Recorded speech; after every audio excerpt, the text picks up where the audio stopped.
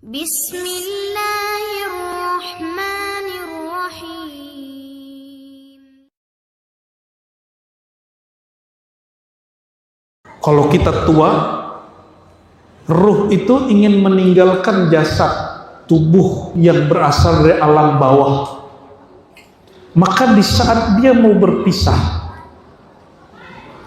jika di saat dia masih sehat belum sampai kepada kesadaran rohaninya masih terhijab, makanya kehilangan kesadaran, hilang akal kayak orang bodoh bengkok sebelum mati.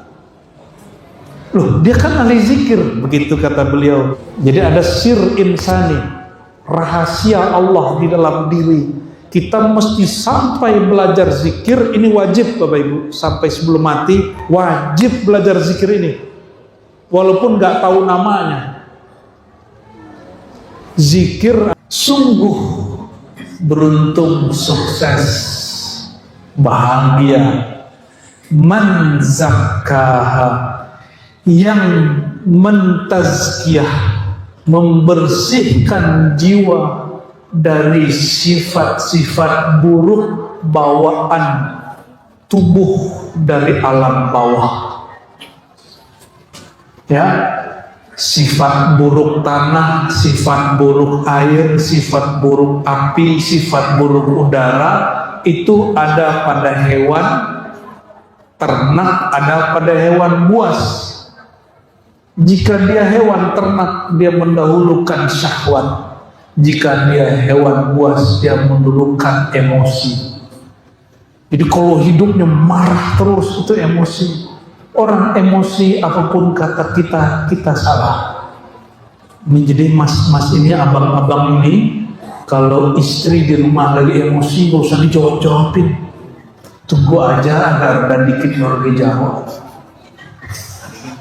Karena apapun Bapak jawab, salah kan? Salah aja Pak. Ya, iya. Orang kalau benci, iri, dengki, nah ini perkataan yang kami baca tadi ke Buya Aldo, ke kawan-kawan. Kata Imam Syafi'i, kullu adawatin yurja islahuha. Semua permusuhan boleh diharapkan dia kembali baik, islah. Illa adawah min hasadin wa haddin, kecuali orang bermusuhan mengkritik karena iri dengki. Kalau orang suami istri musuh-musuhan karena basic cinta, betul Ibu? Ibu-ibu ini ngambek sama suami karena cinta atau karena nggak cinta? Suami ini jalan lirik-lirik yang lain terus ikut gitu ya. Bener? Itu karena cinta, bukan karena iri dengki.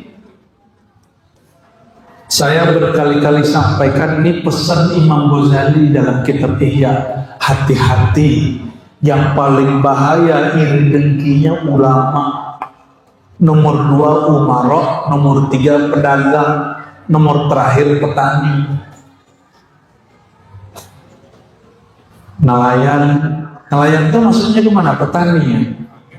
Petani. Ya berarti yang paling bahaya irinya siapa? Ulama. Ngeri kalau ulama. Mursyid kalau iri bawa-bawa Rasulullah datang kepadaku, bawa-bawa Rasulullah nih. Aku mimpi Rasulullah, memalsukan mimpi dia. Ya. Itu kalau orang sudah iri dengki karena atas dasar keulamaannya. Ulama yang iri dengki, ulama yang merasa dirinya ulama. Mau cari tahu siapa ulama? Yang tidak memandang dirinya ulama. Apa arti ulama? Innama yakhshallaha min ibadihi ulama, surat Fatir ayat 28. Yang betul-betul kenal Allah sehingga dia ada rasa takut cuma ulama. Berarti yang disebut ulama itu yang kenal Allah nama dan sifatnya sehingga ada rasa takutnya. Kalau ulama sebenarnya merasa aku ini masih kurang ajar kepada Allah, nggak pantas disebut ulama. Orang saja yang disebut ulama. Jadi mohon maaf, ini rahasia kita ya. Tidak semua orang di MUI itu ulama. Menurut ayat ini, ini saksi Pak, ulama lebih gila dari kontraktor. Waktu mau bangun Islamic Center, gila. Nauzubillah min zalik. Bisa main juga dia. Fujuraha. Dia mainkan fujurnya. Kekejiannya keluar. Kopiahnya gak tanggung-tanggung. Pakainya begini. Tasbih ya. Tahu-tahu. Itu biar kelihatan ulama sama makhluk, dia lupa yang mengulamakan ulama itu Allah. Yang ngangkat orang jadi ulama itu Allah.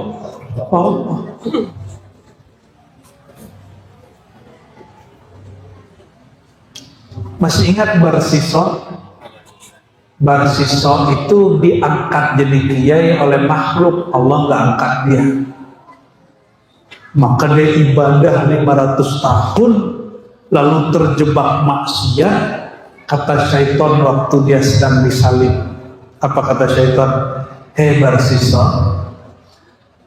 kamu nggak malu ahli ibadah 500 tahun punya keramat nggak tanggung-tanggung, digantung, besok kalau ketahuan sama jamaahmu gimana? Kalau ketahuan orang sekampung gimana? Malulah Barsiso. Aduh, apa kata orang? Aku ini kan ulama, aku ini kiai, aku ini mursyid, aku ini habib. Akhirnya syaitan datang kepadanya mengatakan, hei Barsiso, maukah kamu selamat? Orang-orang tidak tahu kamu maksiat, namamu harum. Kata Barsiso, siap. Itu syaitan nyamar jadi orang pakai sorban. Jangan dicopot sorbannya kiai. Ini syaitan nyamar jadi ulama. Ulama bisa nyamar jadi setan loh. Masa kalah keramat sama setan ya kan? Kalau syaitan bisa menyerupai ulama, ulama juga bisa menyerupai syaitan. Kapan? Ke murid-muridnya. Jadi guru mursyid kalau sedang uji murid, dia mengambil rupa syaitan sehingga muridnya tertipu, muridnya kemudian memusuhi gurunya sendiri. Hati-hati. Iya. Nauzubillah, Sebillah. Kata Barsiso, siap wahai Tuan Syekh. Kata Tuan Syekh, syaratnya satu, engkau tundukkan kepalamu, sujud kepadaku. Kata Barsiso, oke. Maka dilepaslah dia dari rantainya, dari salibnya, sujud dia kepada yang bersorban, ternyata syaitan. Di saat sujud, malaikat maut datang, mati dalam keadaan musyrik, pendosa, pengkhianat, penjilat, penista. Nauzubillah subhanahu. Inilah yang didiskusikan oleh guru kami, mursyid-mursyid kami beberapa waktu lalu selepas kita mengadakan latihan suluk di Sumatera Barat ya. Jadi salah satu guru kami ngajak diskusi. Apa kata beliau? Biasanya yang akhir hayatnya hilang kesadaran itu dulu itu orang yang gak belajar zikir. Tapi kok ini ada kawan saya mursyid, ahli zikir, ahli tarekat, sebelum dia meninggal beberapa tahun kehilangan akal.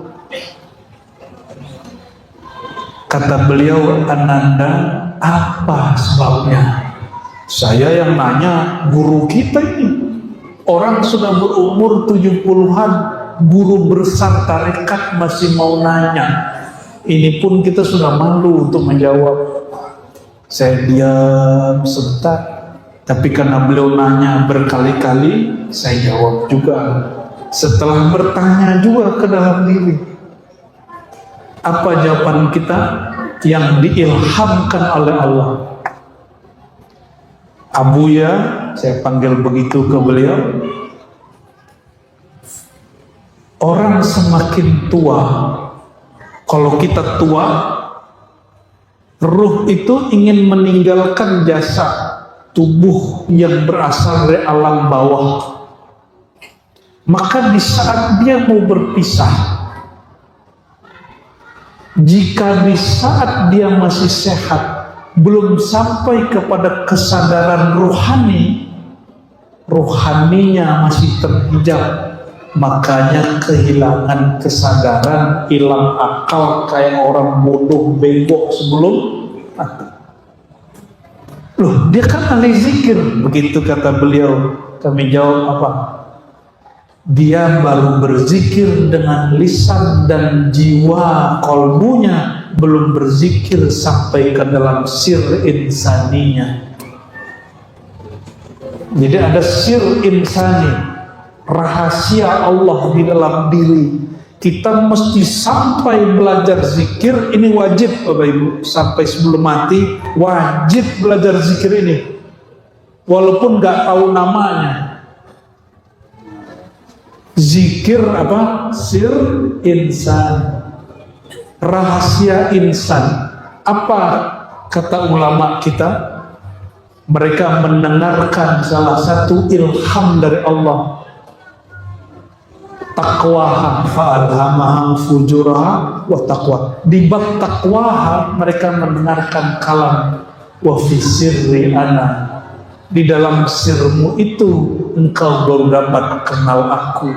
Hilangkan akumu, barulah nyata aku. Fazkuruni azkurukum. Selama ini belajar zikir masih angka-angka, kualitas-kualitas.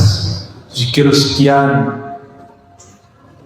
Apalagi mohon maaf Bapak Ibu masih belajar zikir supaya rezeki lancar. Ini pada nonton ini nggak, review mobil nggak? Sholawatin aja gitu ya. Remeh amat sih sholawat untuk beli mobil bekas lagi. Sholawat itu lebih mulia dari alam semesta. Kalau cuma untuk mobil kecil, ya. Jadi jangan sampai mempermalukan Nabi Muhammad SAW lalu menggunakan sholawat kita untuk hal-hal yang kecil. Malu, ya. Udah rumah, pengen rumah, sholawatin aja. Itu namanya ingin dunia pakai amal akhirat. Benar gak? Sholawat amal akhirat, zikir amal, puasa amal akhirat. Untuk apa?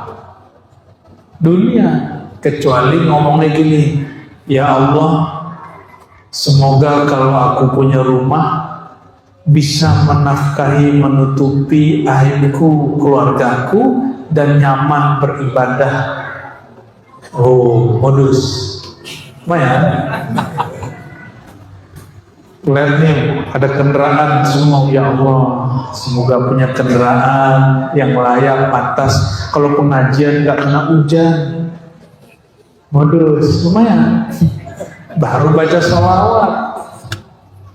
Jangan karena nafsiyah diri kita yang bersyahwat ini ingin kenyamanan. Nih, perhatiin lagi. Apa ciri-ciri aku yang nafsiyah dengan aku yang rohani? Bedanya apa? Aku yang nafsiyah ini, yang manusia dari alam bawah rendah itu, dia sukanya yang senang-senang. Bangun malam jam 3 senang gak? Berat? Ngeluarin duit berbagi senang atau berat? Berat. Pergi haji umroh jalan-jalannya senang, pas sudah ibadahnya berat? Berat. Kita doakan yang sedang berhaji, ketua takmirnya, wah jadikan hajinya mabrur, amin ya rabbal alamin. Yang belum berangkat semoga diberangkatkan minimal umroh, amin. Tapi kata Nabi, nanti di akhir zaman orang umroh itu jalan-jalan. Semoga yang hadir ini umrohnya bukan jalan-jalan, tapi karena ingin memakmurkan rumah-rumah Allah, amin ya rabbal alamin. Sebelum umroh di sana, makmurkan dulu yang di sini. Ya, sebelum tawaf di sana, keliling dulu di dalam diri. Ya, sebelum ziarah yang di sana, berziarah dulu, kunjungi dulu diri yang sejati. Insya Allah koneknya kuat nanti, amin ya rabbal. Oke, fa'alhamaha fujuraha wa taqwaha. Lalu ayat berikut, beruntunglah orang-orang yang zakaha, mensucikan, membersihkan jiwa. Tapi dalam hadis Nabi berdoa, ya Allah, bersihkanlah jiwa kami. Zakiha, ya, bersihkanlah jiwa kami. Jadi yang membersihkan siapa? Allah juga. Kalau jiwa ini gak bersih, bersih itu bukan jadi malaikat. Bersih itu tahu caranya, kalau dia kotor tahu caranya pulang. Namanya taubat. Oleh karenanya orang yang bersih di dalam Islam itu, yang suci dalam Islam, bukan orang yang gak pernah maksiat, tapi orang yang dia punya satu amalan setiap hari bernama taubat. Orang yang paling banyak taubat bernama Sayyidina Muhammad SAW, dan beliau bertobat setiap hari berapa kali? 100 kali.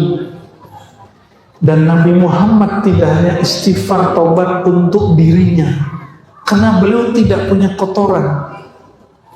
Dalam surat Muhammad ayat 19 beliau diperintah, wastaghfir li dzambika walil mu'minin.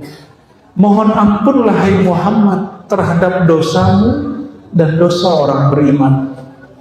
Jadi kenapa kita wajib bersalawat? Salawat itu nanti akan membawa istighfarnya Nabi buat kita. Jadi Bapak Ibu ini kalau nggak punya salawat, itu istighfarnya nggak sempurna. Karena yang betul-betul beristighfar itu hanya Nabi Muhammad SAW.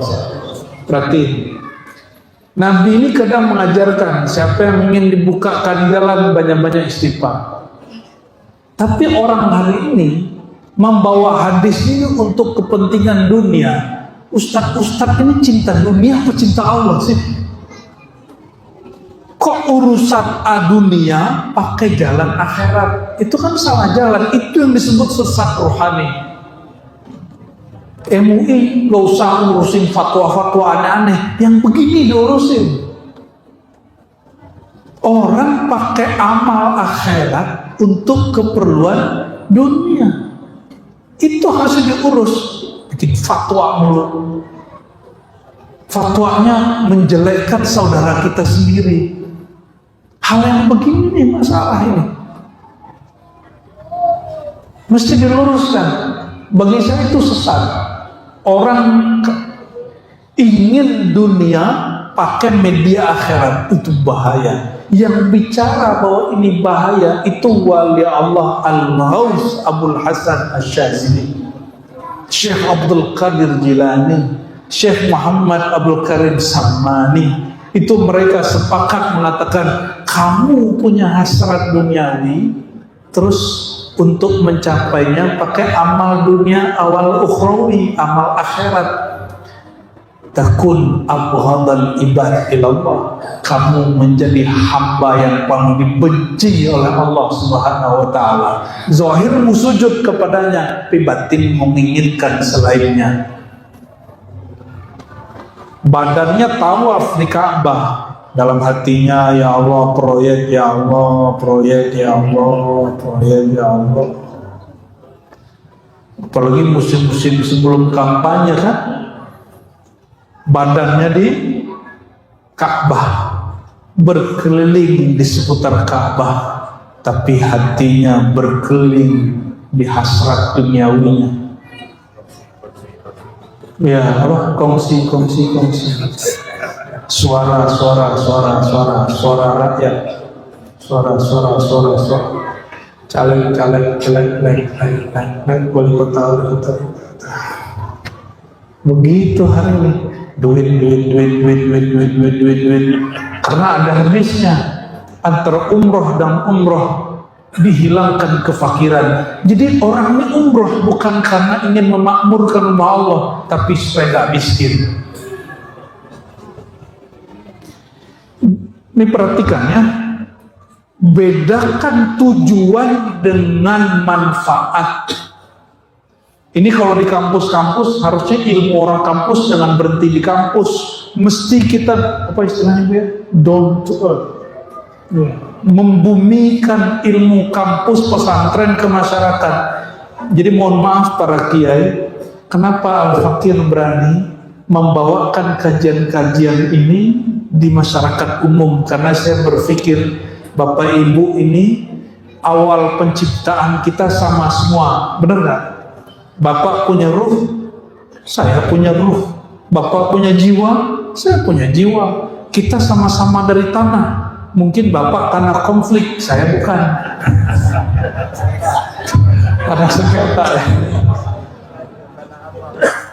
Karena abang. Karena semua orang sama, yang berbeda cuma inteleknya. Jika bahasa yang di kampus, yang di pesantren dialihkan sedikit ke bahasa awam, itu akan dapat dipahami dengan baik. Maka mau seberat apapun kajian kami, insya Allah Bapak Ibu paham. Karena saya kan nanya dulu ke dalam sini, baru diterjemahkan keluar, nggak pakai bahasa kampus kita. Nah, di kampus itu ada namanya maqasid syariah. Syariat ini tujuannya apa? Di dalam ilmu fikih, setiap kali ibadah kita mulai dengan usolli nawaitu. Itu adalah penetapan maqasid, maksud.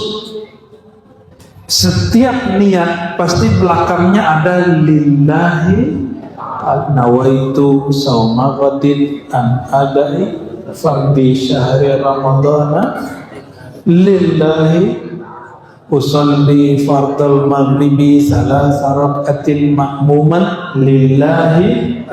Belum orang bicara fikih maqasidi, ulama mazhab Syafi'i sudah mengajarkan bahwa melafazkan niat, meluruskan maksud bagian dari sunnah, walaupun tidak sunnah yang eksplisit.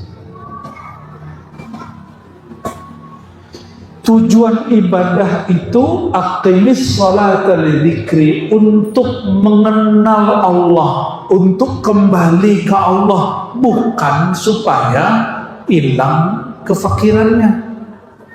Sholawat supaya beli rumah, beli mobil, bukan itu. Itu sesat itu. Itu sesat yang mesti diluruskan. Orang begini wajib punya mursyid.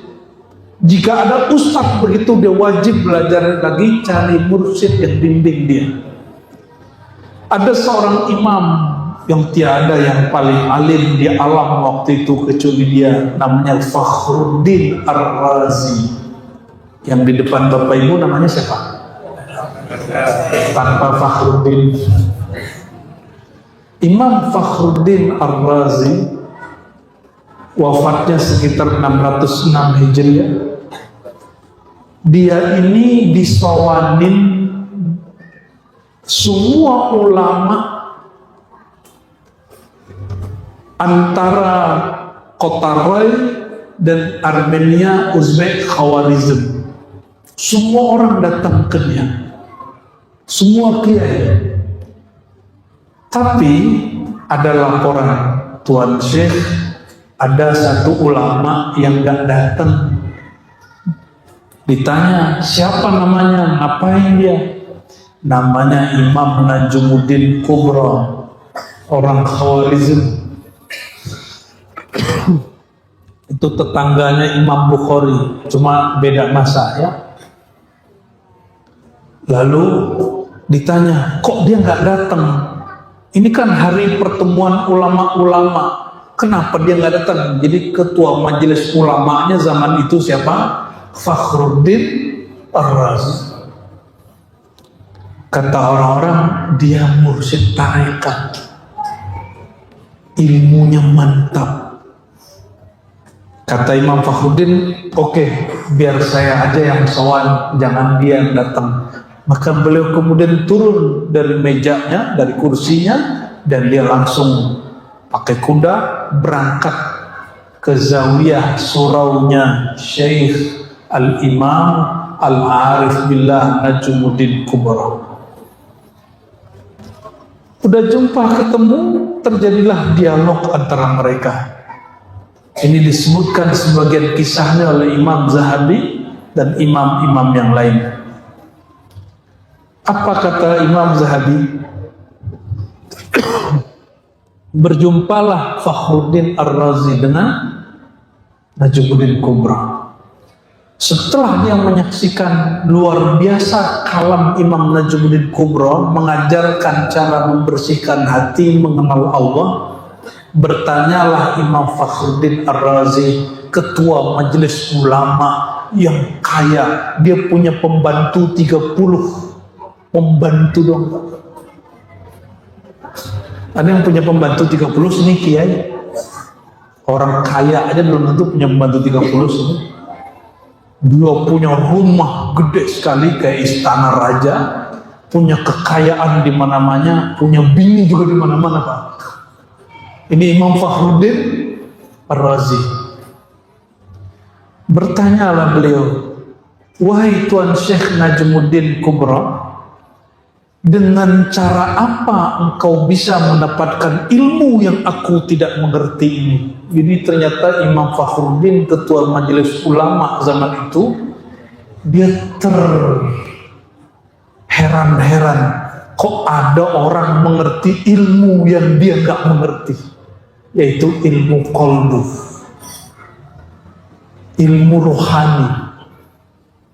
Kata Imam Najmuddin Kubra, kamu mau? Kamu mau? Ditanya 3 kali. Kata Fakhruddin, kalau boleh tahu, kasih tahu dong. Kata Imam Najmuddin Kubra, oke. Tinggalkan posisimu sekarang, duduk di tempat aku duduk. Engkau keluar dari sini akan paham yang aku maksud. Kata Imam Najmuddin Kubra, aduh saya orang sibuk, banyak kerjaan. Ini selevel ulama loh. Akhirnya Imam Najmuddin Kubra diam. Fakhruddin Ar-Razi pun diam, sawan pergi. Sekarang orang gak kenal Imam Najmuddin Kubra kecuali sebagai imam sufi. Padahal dia ahli hadis. Fakhruddin Ar-Razi hanya sebagai ulama akliyah, ahli tafsir akidah akliyah. Nggak disebut imam yang arif billah, kenal Allah. Asbab dia tidak mau tinggalkan posisi dia, supaya mengenal Allah Subhanahu wa taala lebih. Tapi dia kenal beberapa ilmu imam ini, ya. Bapak Ibu yang bukan Allah, udah 9:30 ya.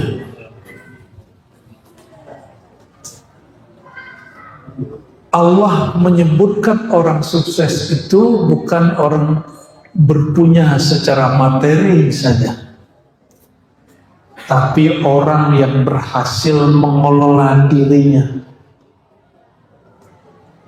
Dia bersihkan jiwanya, ya. Lalu di surat Al-A'la setelah membersihkan diri, kalau tadi kan Asy-Syams, wa dzakara asma rabbih, lalu dia bermakrifat kepada Allah. Kata Imam Junaid, nih perhatiin Imam Junaid berkalam, law alimal umara ma fi asrarina laharabuna. Seandainya para penguasa tahu rahasia kolbu kami, mereka akan merenggutnya dari kami, akan menjajah kami, akan mencoba untuk mengambilnya dari kami. Maka Imam Fakhruddin tadi ingin mencoba mendapatkan ilmu itu, cuma pas dibuka jalannya dia nggak sanggup. Oleh karenanya Bapak Ibu, setiap musim kampanye politik yang dicari ulama bukan? Ya, kalau hujan nggak turun-turun yang dicari ulama, udah berobat kemana-mana yang dicari ulama. Nggak minta sembuh, tapi minta supaya hati sembuh. Kenapa?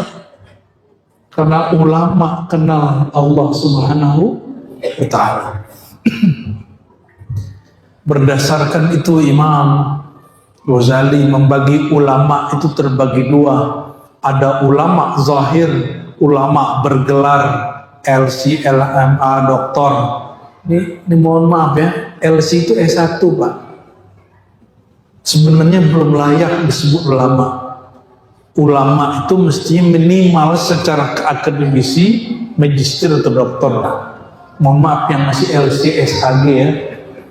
LC, SAG itu setara. Harusnya ulama dulu. Itu kalau level pendidikan paling tinggi itu ya doktor lah. Cuma kan kalau kita ngomong begitu pada tersinggung ya. Katanya tuntutlah ilmu sampai liang lahat. Ini kok berhenti di S1 ya? Orang S1 gurunya baru dikit, kalau S2 gurunya banyak, S3 gurunya lebih banyak lagi. Jangan sampai orang-orang ahlu sunnah ini kalah sama orang Syiah nanti. Orang-orang Syiah itu mereka bagi awam, menengah, ayatullah. Ayatullah itu mujtahid, orangnya boleh, dia punya otoritas tertinggi dalam agama. Sampai hari ini mereka masih bergerak. Yang boleh berfatwa cuma yang dapat gelar ayatullah. Sekarang di kita baru S1 udah fatwa. S2 belum rampung udah berfatwa. S3 belum beres udah berfatwa. Di Iran orang Syiah ini kita bisa kalah ahlu sunnah nanti nih. Katanya ahlu sunnah lebih benar dari Syiah, tapi manhaj kita sudah gak benar. Meskipun nih kita nih benar, kalau manhaj kita, sistem berpikir kita gak benar, kita akan kalah.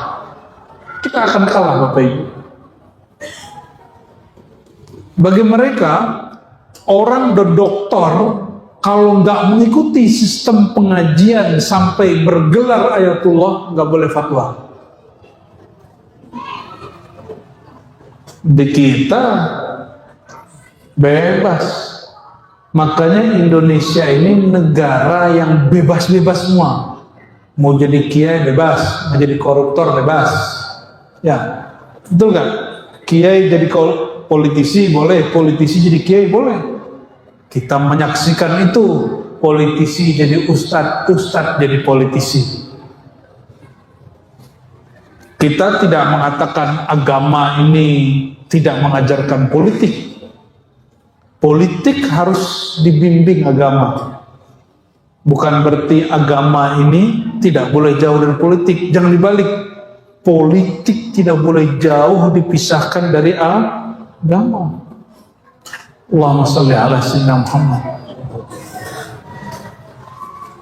Maka dikatakan berdasarkan dua surat tadi, Asy-Syams dan Al-A'la, Allah bersumpah dengan jiwa, Allah bersumpah dengan tubuh ini, dengan sifat-sifatnya yang Allah nyatakan pada diri dan tubuh. Lalu Allah mengajarkan jiwa, ini baik, ini buruk. Lalu Allah mengatakan, yang disebut sukses itu bukan sukses hanya sukses zahir, tapi sukses batin. Kalau bahasa orang lama, dia selesai dengan dirinya sendiri. Bagaimana caranya? Bersihkan rohani kita dari tempelan sifat jiwa dan tubuh. Bukan dipisahkan, dibersihkan. Gimana cara bersihkannya? Mulailah segala satu dengan bismillah. Makan itu kebutuhan tubuh. Kalau ingin membersihkan rohani, jangan sampai nggak makan, tetap makan. Tapi kata Nabi, kul bi bismillah, bacalah bismillah dalam makanmu. Nabi nggak ngomong mulailah makan dengan bismillah, bukan. Kul bibis, makanlah dengan nama Allah. Oleh karenanya Imam Ghazali mengatakan setiap kali nyuap bismillah. Kalau kita kan cuma di awal, siapa lah yang terjemahin begitu? Mulailah makan dengan bismillah, bukan gitu terjemahannya. Kul bismillah, makanlah dengan nama Allah. Nama Allah pada kalbu, pada ruh. Sedangkan pada zahir, ciptaan Allah bernama makanan, nasi, daging. Kita makan itu daging ayam, kalau nggak disembelih dengan nama Allah, halal nggak? Kita ini sudah menyembelih di luar tubuh, disembelih sudah nih hewan.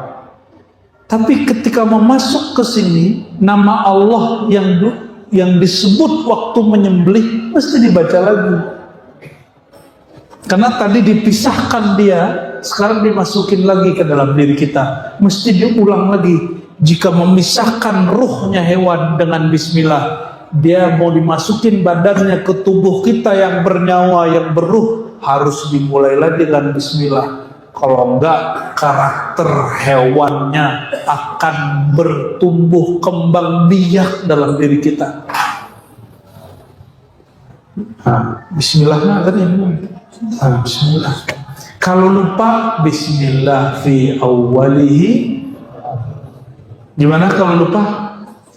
Ya Allah, bismillah di awal sampai akhir. Termasuk kalau lagi bikin anak, Pak. Coba bismillah. Coba bismillah, lupa ya. Bapak-bapak. Kalau syahwatnya syahwat binatang yang digoda oleh syaitan, sebut a'udzubillah, lalu sebut nama Allah di hati, pasti loyo, birahinya hilang. Berarti dari syaitan itu. Tapi jika disebut nama Allah, dia tambah menggebu-gebu, baru direstui oleh ruhani. Bikinlah anak banyak-banyak. Kalau enggak nanti anaknya tergantung tadinya lagi nafsu apa yang datang nih. Nafsu kambing. Anaknya karakter kambing tentu. anaknya ya, ini hati-hati. Kita nih nyalahin handphone, nyalahin orang, anak kita jahat, anak kita jadi buruk. Ini kita, produk kita Bapak Ibu, lagi bikin gak ingat Allah. Maka harus diistighfarkan anak kita itu dengan akikoh dulu. Jadi akikoh itu cara membebaskan anak dari hutang-hutang kayak tadi. Ya, jadi kalau bagi ahli hakikat, akikoh itu hampir wajib. Hampir wajib, bukan wajib. Makanya kalau nggak bisa di masa kecil, dikodok kapanpun umurnya. Gimana ciri-cirinya kalau lagi digoda syaitan? Sebut nama Allah, syahwatnya melemah. Berarti syahwatnya syahwat syaitaniyah, syahwat syaitan. Itu syaitan ikut menggoda lewat mata. Jadi yang menggoda pasangannya habis nonton bokep, nonton film biru, itu dia kesetanan itu. Itu dia mesti istighfar dulu, wudhu lagi, baru boleh sentuh bininya. Ya, jangan nyentuh pasangan habis nonton yang haram-haram. Bersihin dulu. Maka Nabi mengatakan, jika kamu keluar rumah ada sesuatu yang sensual dalam pikiranmu, pulang segera. Ya, tapi pulang jangan langsung. Ya, cuci muka dulu. Kenapa? Tadi kita kesetanan. Bayangkan, Nabi mengajarkan dalam hubungan yang sangat vulgar itu tidak boleh lupa nama Allah. Lagi makan itu aktivitas hewan, nggak boleh lupa nama Allah. Lagi mau jalan naik kendaraan biar nggak sombong, jangan lupa nama Allah. Bismillah naik kendaraan apa? Bismillahi tawakkaltu. Kalau makan Bismillah. Kalau mau naik kapal Bismillahi majariha. Berarti Bismillahnya ada pasangan-pasangannya. Mau nyembelih Bismillah Allahu Akbar. Nah, kalau nyembelih nyembelih istri, Astagfirullahaladzim. Aduh kiai. Ya, Bismillah jannibna. Betul. Jadi itu Bismillah supaya kita di jalan makan, minum, termasuk menggauli pasangan, jiwanya nggak kotor. Itu yang disebut qad aflaha man. Sungguh beruntung orang yang senantiasa membersihkan jiwanya. Cara membersihkan jiwa ini langsung. Pertama syahadat, yang kedua taubat, yang ketiga ta'awuz, yang keempat wa zakara asma rabbih fasalla, dia menyebut nama Allah. Jadi yang disebut-sebut nama, yang diingat zat yang punya nama. Karena yang jumpa Allah itu adalah ruh. Yang pertama yaitu Sayyidina Ahmad, yang dapat mengingat Allah hanya Sayyidina Ahmad. Kita ini nggak bisa ingat Allah Pak. Coba tanya nih, beliau ini kan orang tarekat nih, ingat nggak Allah kayak gimana bentuknya? Ini pertanyaan jebakan. Sirul Asrar. Emang Allah punya bentuk? Yang enggak. Laisa kamitslihi syai'. Bukan kosong juga. Kalau kosong ajaran Buddhis.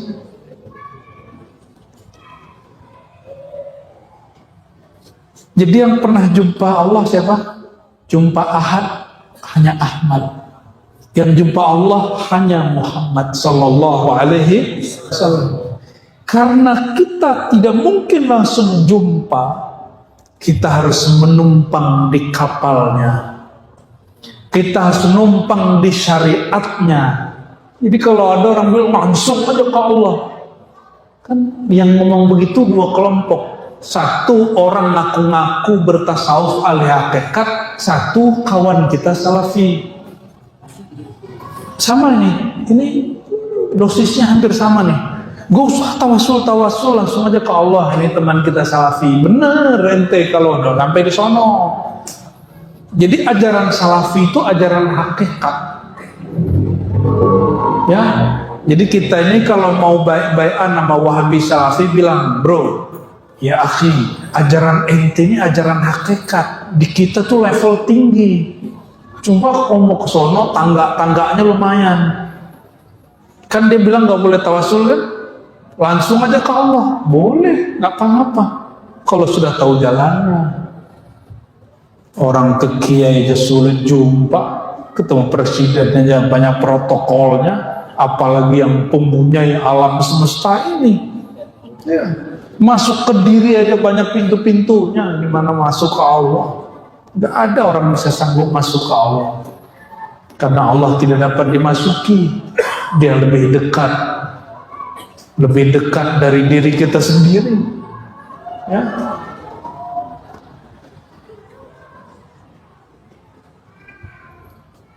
Oleh karenanya, ketika ada orang mengatakan langsung saja kepada Allah, ente bener. Kan ada ahli hakikat tuh, gak usah pakai mursyid, langsung. Makanya ajaran hakikat yang hari ini menyimpang dari syariat Nabi Muhammad SAW, rata-rata mereka tidak mengkaji hakikat Al-Muhammadiyah, tidak mengkaji Nur Muhammad, langsung ke sir insan, fi sirri ana. Gaya bener itu ya, kayak bisa langsung. Iya, sampai hente gitu. Jadi kita wajib menumpang pada kapal kolbu Sayyidina Muhammad sallallahu alaihi wasallam. Wajib menumpang. Yang ditatap Allah itu cuma kolbu beliau. Supaya kita ini ikut ditatap Allah, carilah perhatian Sayyidina Muhammad SAW dengan dua cara. Maka penulis kitab Martabat 7, ya, At-Tufa Ar-Mursalah, Al-Iman Al-Burhanpuri, beliau mengatakan, kalau ingin engkau sampai di maqam itu dua saja. Ini oleh-oleh pada malam ini. Pertama, ittiba'u sunanil Mustafa Muhammad SAW kamilah. Mengikuti sunnah Nabi semuanya. Mulai dari bangun tidur sampai tidur kembali. Mulai dari yang zahir sampai yang batin. Jangan zahirnya aja, batin juga. Ya, celana udah nggak jingkrang, tapi hatinya masih sombong. Kan jingkrang nggak jingkrang bukan itu intinya. Intinya adalah jiwamu, pikiranmu menganggap dirimu lebih baik dari orang. Ini teman-teman kita yang sudah jingkrang jangan diejek, Pak. Itu udah bagus level 1. Tinggal dia motong kesombongan dirinya sebagaimana dia sudah potong celananya. Kita apresiasi teman-teman jingkrang tuh ya. Tapi pikiran otaknya jangan jingkrang, sombongnya yang dinyingkrangkan. Ya. Maka berguru jangan hanya satu jalur, banyak jalur.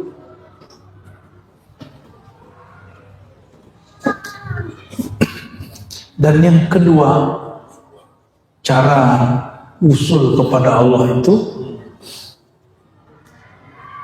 pertama tadi apa? Ikut sunnah Nabi semuanya. Ya.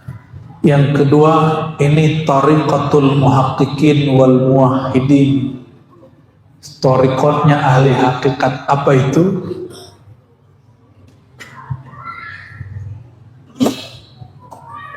Tariqatul mahabbah, cinta. In kuntum tuhibbunallah fattabi'uni. Ini ruhnya mengikut. Kalau ikut sunnah akan terasa berat.